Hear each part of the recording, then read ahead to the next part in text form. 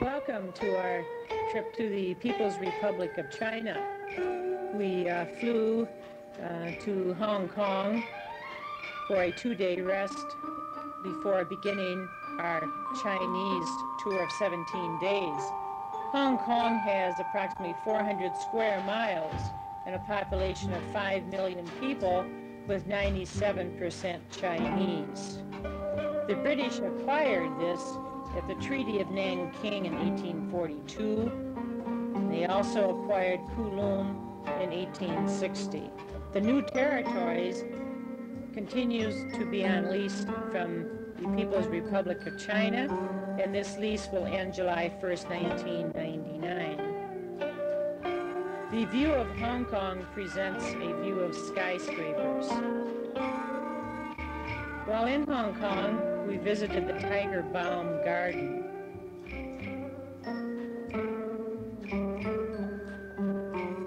This is a very famous landmark with another Tiger Balm Garden in Singapore, named after Tiger Balm, which is a lotion that cures everything, from ingrown toenails to warts and to arthralgia. This is quite a tourist attraction. The figures seen are from Chinese literature and fairy tales. Very colorful park.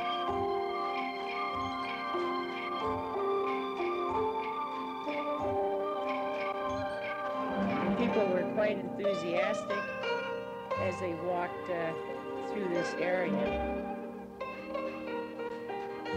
Needless to say, we didn't buy any Tiger Balm, but it was for sale.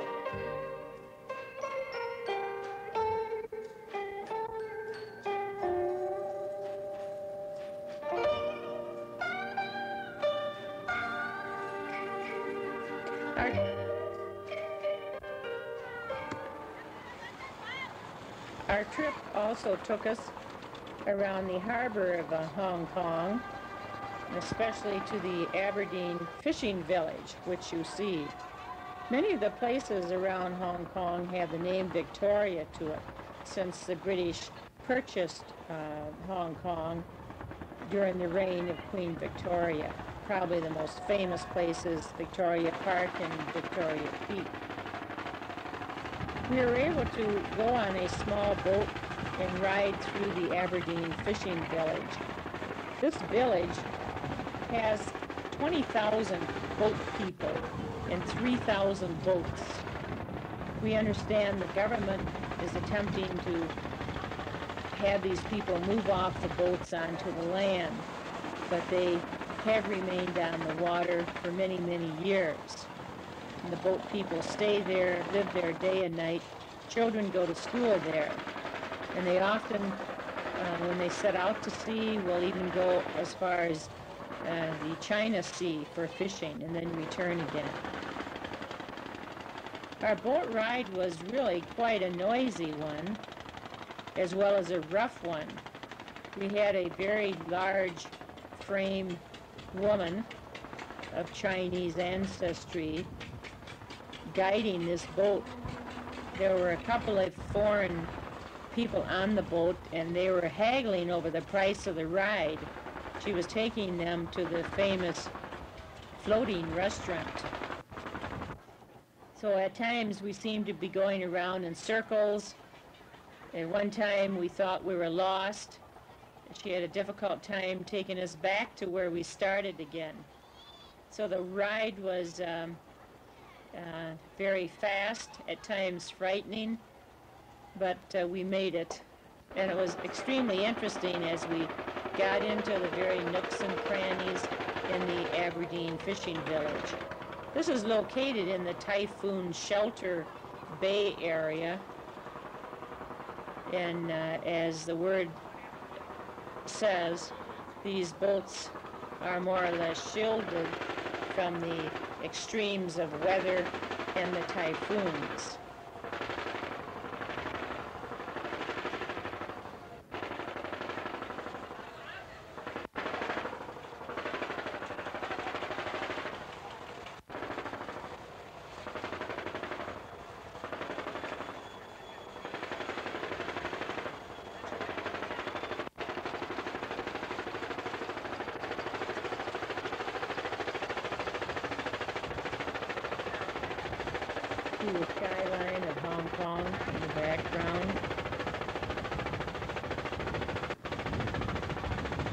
The population of 20,000 is just an approximate one in the Aberdeen fishing village. There are supposedly 65,000 people living on boats.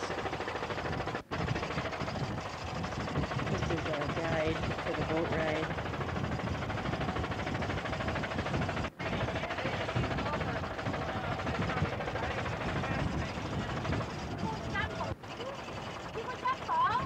She is now haggling with these people. That is the famous floating restaurant.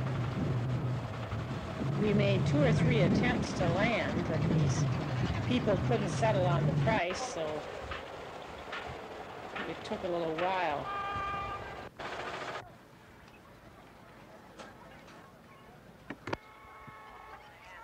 Our first excursion at Beijing. Our first excursion at Beijing was to the famous Tiananmen Square, which is called the Gate of Heavenly Peace. It was here on October 1st, 1949, that Chairman Mao proclaimed the People's Republic of China. You're looking at the famous People's Hall here, and this is located on the west side of the square. On the east side of the square are 2 buildings, the Museum of Chinese History and the Museum of Chinese Revolution. At the north end of the square is the famous Tiananmen Gate, which enters the Forbidden City, and at the south end is the famous Chairmen Mao Memorial Hall. And in front of this, in the middle of the square, is the famous monument to the people's hero. This monument is approximately 124 feet high.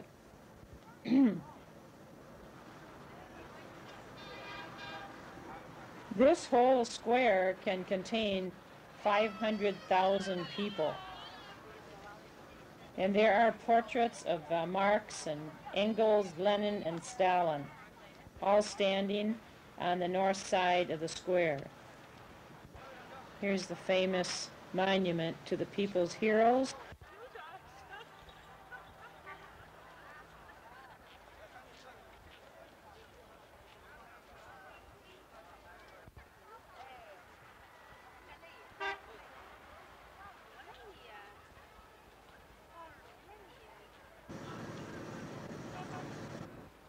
The Chinese come here to see the square and to visit Mao's mausoleum.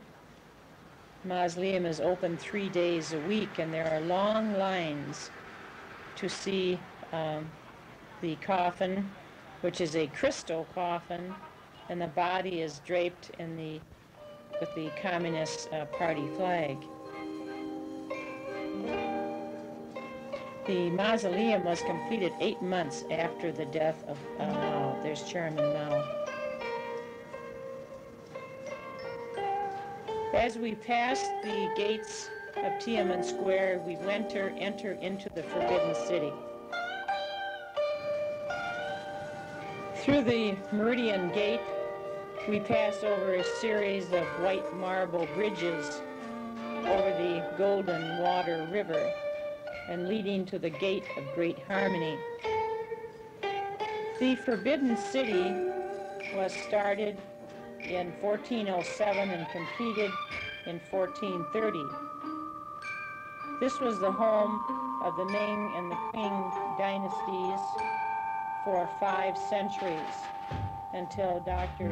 Sun Yat-sen overthrew the emperors in the revolution in 1911.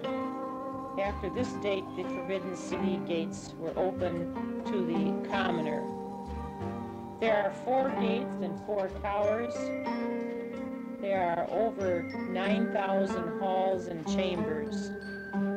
It's a very spectacular 240 acres of treasures that contain Chinese bronzes, porcelains, paintings, jade, and treasures.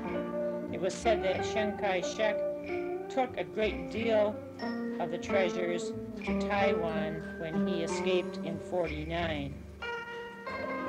You see the beautiful white marble staircases that are leading up to the Hall of Supreme Harmony. Besides the Hall of Supreme Harmony, there's the Hall of Preserving Harmony and the Hall of Perfect Harmony. There are various animals that are placed before the main gates. The most frequently seen statue is that of a unicorn. There are also phoenixes, giant turtles, dragons.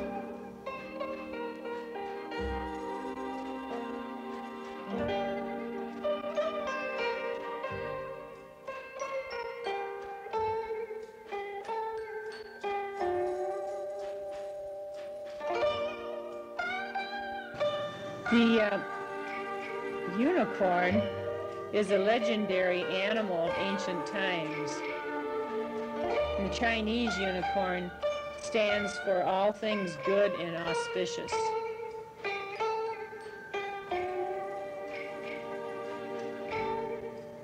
It is an amalgamation of a dragon's head and a lion's tail, a deer's horn, an ox's hoof, and what's more, covered with a scaly hide, and a picture of fierce bravery. You can see some of the buildings within the Forbidden City and the white marble gates and staircases.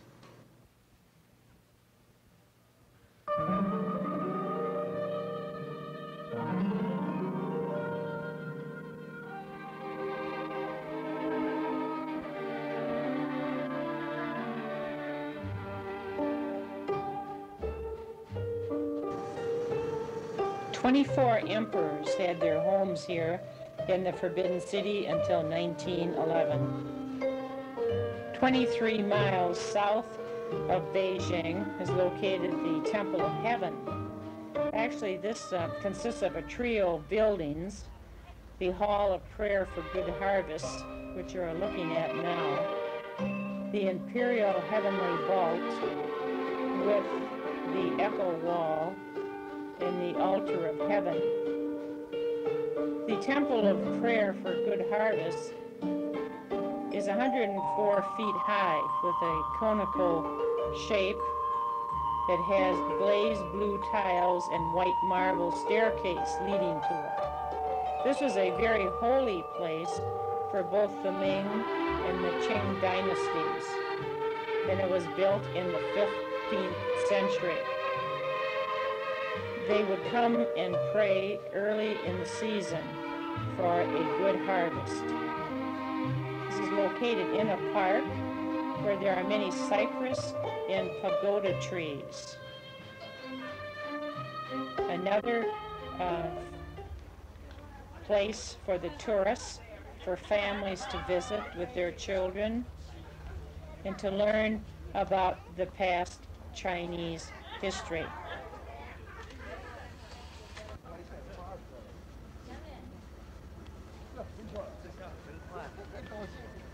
Wherever we went, the Chinese people were most curious about cameras, and especially Polaroid cameras.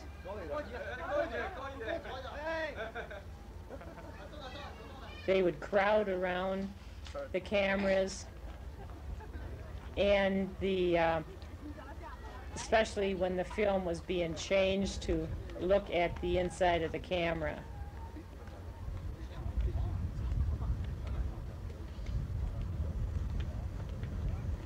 This park had a famous shopping place called the Marco Polo shopping center, where there were just beautiful cloisonné vases. The grounds were just lovely to walk on, with the cypress and pagoda trees. Many benches to sit on, have picnics. This is the Imperial Heavenly Vault, again with a glazed blue tile roof, and the Altar of Heaven next to it. There's a white marble staircase leading up to the Imperial Heavenly Vault.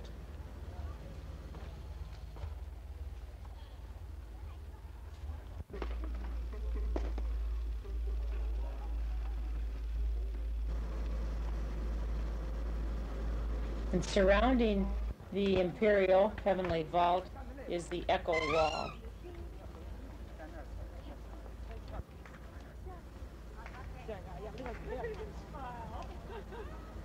This young lad had his picture taken, dressed like a sailor boy. Also a Polaroid picture taken. And here are the crowds around the cameraman. This is the famous Echo Wall, which surrounds the Imperial Heavenly Vault.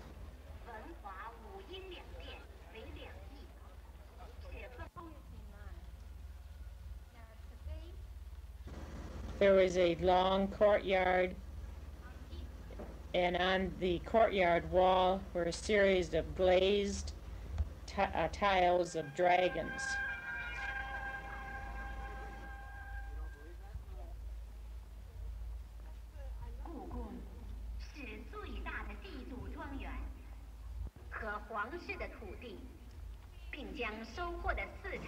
And we left the gate again.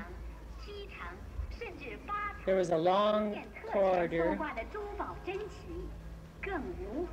both entering and exit. And here's the famous unicorn, which is a famous animal of ancient times. The female has her foot on the top of a baby, and the male has his right foot on the top of the world.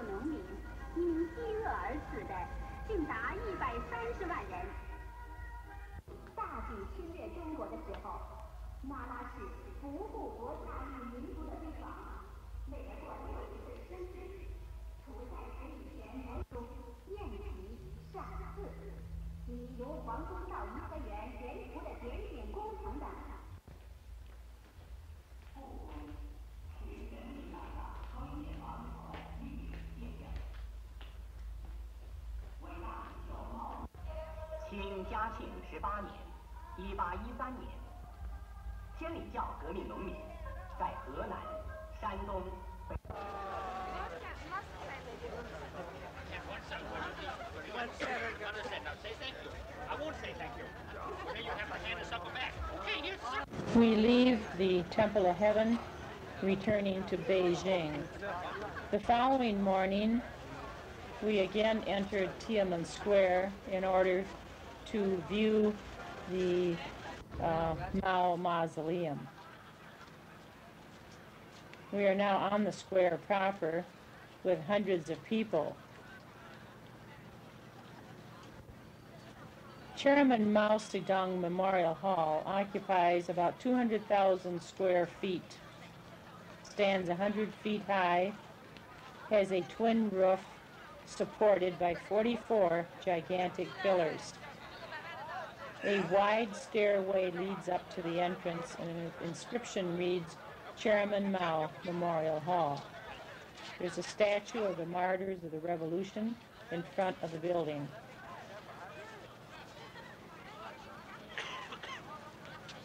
As you enter the first auditorium, you will be confronted by an enormous seated figure of Mao, sculptured in white marble. Light falling on the statue creates an ethereal effect, and the figure appears to be translucent. The effect is heightened by the huge velvet tapestry called Mountains and Rivers of the Motherland. Then one passes to the next auditorium where the body of Chairman Mao, draped with the red flag of the Communist Party of China, is preserved in a crystal coffin. On either side of the room are pine trees, the old symbol of longevity, growing in ceramic pots. This is extremely majestic. Everyone walks in single file over red carpet. we returned to the square again, where literally thousands of people were lined up. As we left the square, we headed north to the Ming Tombs and on to Mount Xuebaoding, where we were to ascend the Great Wall. We are approaching the Ming Tombs, and you will see 12 pairs of white stone animals.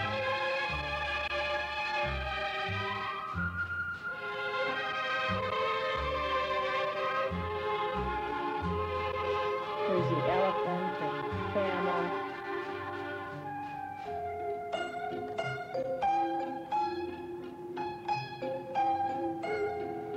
The Ming Tombs are located 30 miles northwest of Beijing or Peking in a lovely park,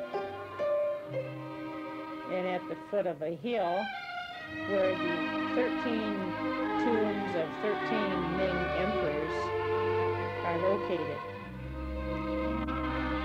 Only one of the tombs has been excavated, and this was excavated in 1959.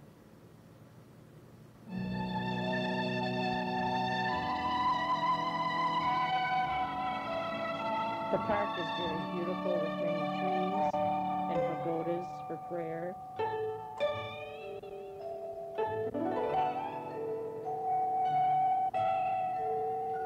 This is the tomb of the 13th Ming Emperor, Dingling. It was excavated in 1959. Chinese plan to excavate all of the tombs when there is sufficient money for this type of work.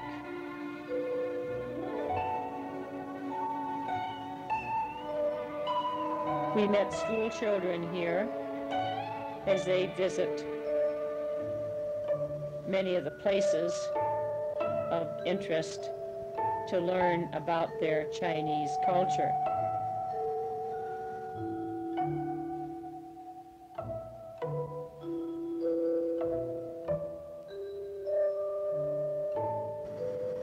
We went into the tomb, and there was a wooden box, but the body of the emperor is no longer located there, and we were not told where the body was removed to. This is a scale of the hill where all of the Ming tombs have been identified.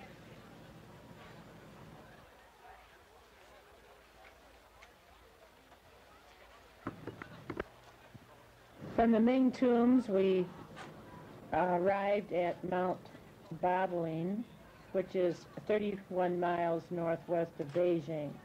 And it is here that we were to climb the Great Wall for a distance of approximately 1 kilometer. The Great Wall was started in the Ming Dynasty, 221 to 207 BC. And at that time it was built to unify China and to keep the nomads, warriors, out of China.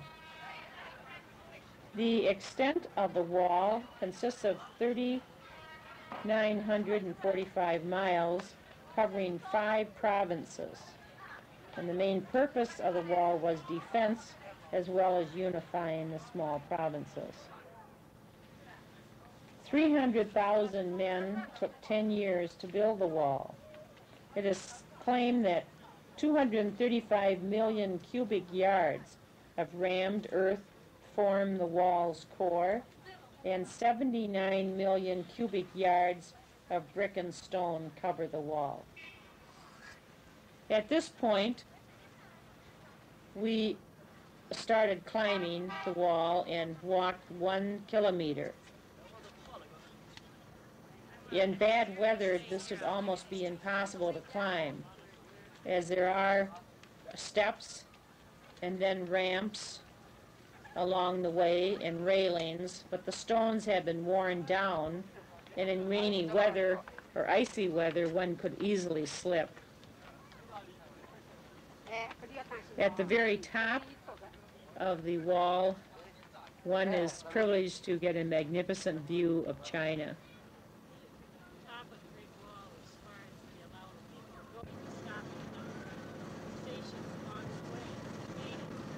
This is another great tourist attraction and considered one of the 7 wonders of the world.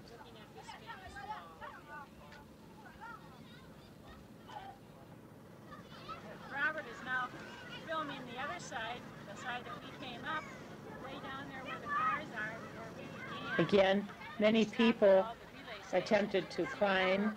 Some climbed to the very top. Others stopped at relay stations. We were at the top when this was taken and shooting back to the ground where the buses were located. Now for the descent. We also received a signed certificate with a Chinese seal to prove that we did accomplish this feat. And this new one. We're back in Beijing on Chang'an Boulevard, the most famous boulevard, headed toward the zoo and the Summer Palace. People are lying here. They are going to the Summer Palace. They're waiting for the public bus. The famous Peking Zoo, the home of the 4 great pandas, is on the way to the Summer Palace. The zoo contains 500 species of animals and birds. The main attraction here, of course, the giant pandas. Zizi and Yuan Jin are also here. We saw 4 large pandas. Usually in the morning, the pandas are quite sleepy.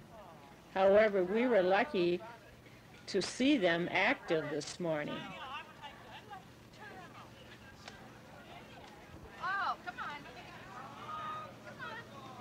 The pandas' diet consists of bamboo trees.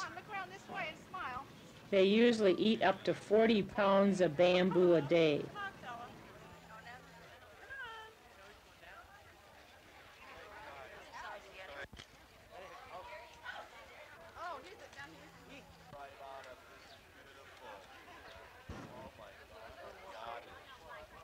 In the pandas.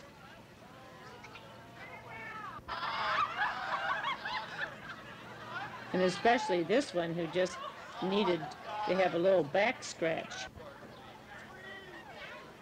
So he chose the closest pole.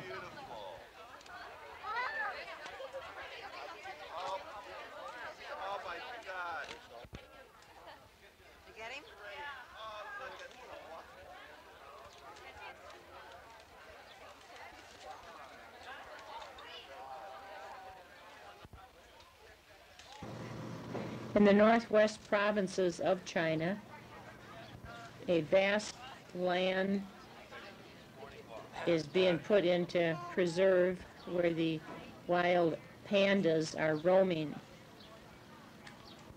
It is claimed that only 1,000 pandas are left, so the Chinese people are doing everything possible to preserve this species.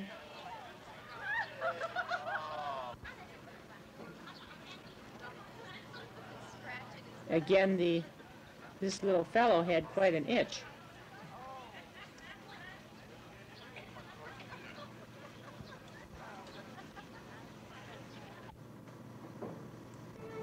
We went around the corner and saw the small panda. And these fellows were very active. They're pacing around the cage.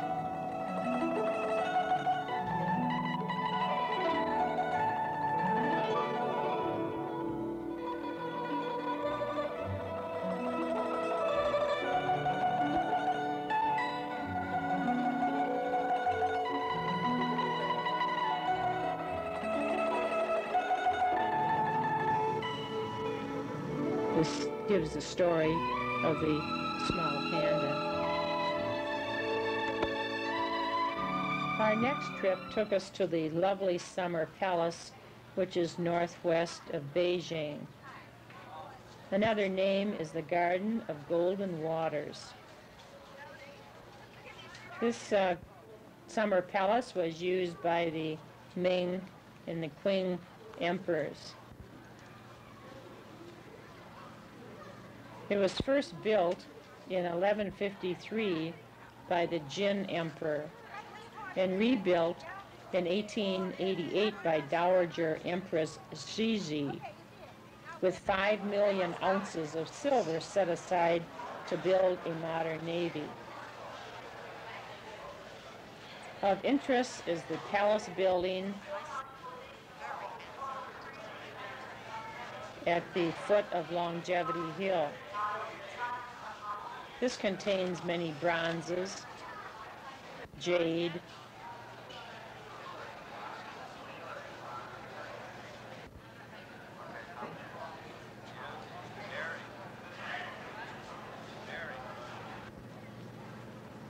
and statues outside the building of the phoenix and unicorns.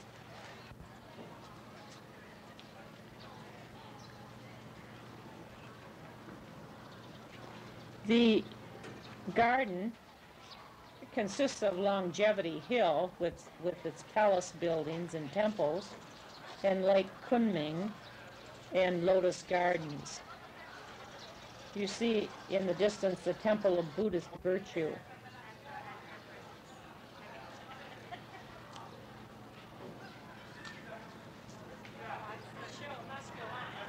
Here Robert had his picture taken in one of the Ming garments.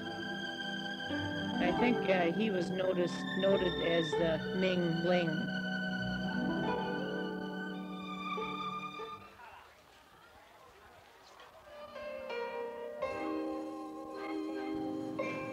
Here is Lake Kunming with the Lotus Gardens in the front. People were in small boats out on the lake with lunches or just for boat pleasure. We walked along the long covered corridor. This was a beautiful corridor that was covered. One could also walk outside of this, lined by cypress trees. Again, we saw many school children visiting the summer palace.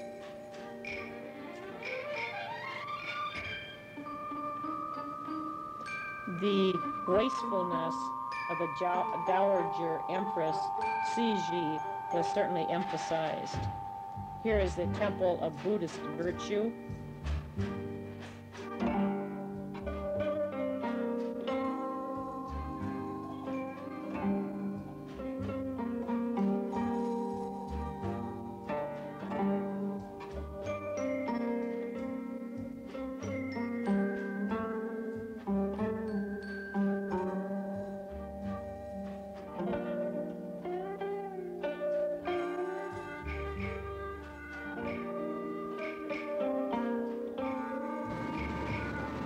One of the landmarks here is the famous stone boat with stained glass windows. Another extravagant purchase that the Dowager made with money pinpointed for the Navy. Back to Lake Kunming.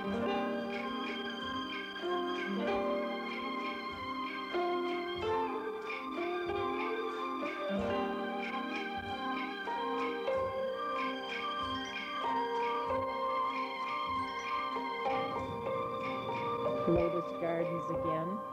We walked along the Garden of Harmonious Interest, crossing bridges, temples, pagodas. Just a beautiful walk, beautiful weather.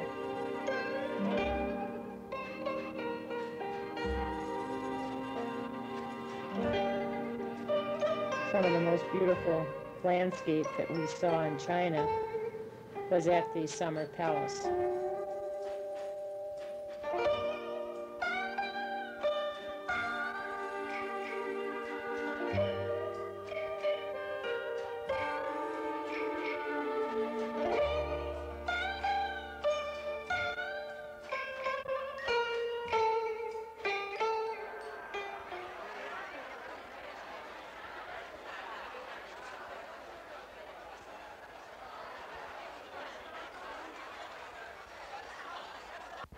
Some of the people visiting had their picture taken in various Ming garments.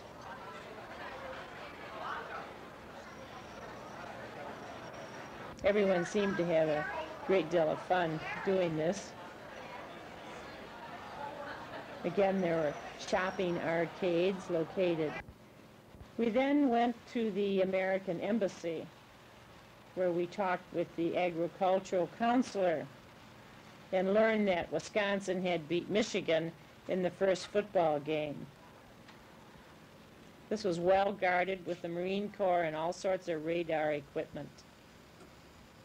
We were happy to see the American flag.